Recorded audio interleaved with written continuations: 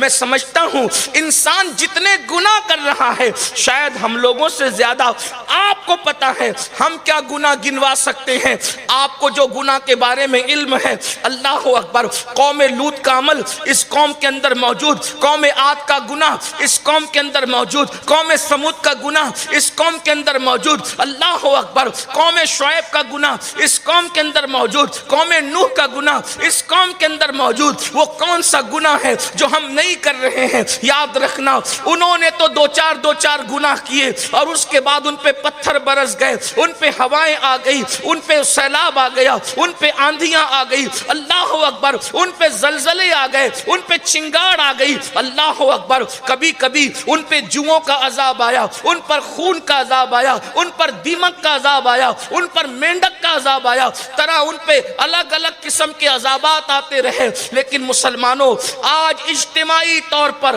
ہم پر اس لیے عذاب نہیں آتا، اس لیے کہ ہمارے درمیان آمنہ کے لال مصطفیٰ جان رحمت اللہ کے محبوب موجود ہے، اور میرے امام نے اس کو بڑے خوبصورت انداز میں دو مصروں میں بیان فرمایا۔ ارشاد فرماتے ہیں انت فیہم نے عدو کو بھی لیا دامن میں، انت فیہم نے عدو کو بھی لیا دامن میں،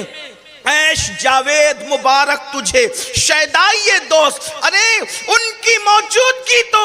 دشمنوں کو بھی عذاب سے بچائے ہوئے ہیں۔ اگر تو رسول اللہ کا وفادار ہو جائے، جب دشمنوں کو ان کی موجودگی بچا سکتی ہے تو حضور کا وفادار ہوگا، اس دنیا میں بھی عذاب سے بچے گا، آخرت میں بھی عذاب سے بچے گا، اس شان سے کہ ڈھونڈائی کرے صدر قیامت کے سپاہی وہ کس کو ملے جو تیرے دامن میں چھپا ہو۔ لیکن انسان آئے تو دامن میں، آج انسان حضور کے دامن میں آنے کی بجائے گناہوں کے دامن میں آ رہا ہے، جرائم کے دامن میں آ رہا ہے۔ اللہ کے بندو، جہاں گناہ ہے وہاں فنا ہے، اور اگر گناہوں کے وبال سے، جرائم سے بچنا ہے تو آئیے اس کا بہترین علاج یہ ہے کہ اللہ کی بارگاہ میں گڑ گڑاؤ، اللہ کی بارگاہ میں سچی توبہ کرو۔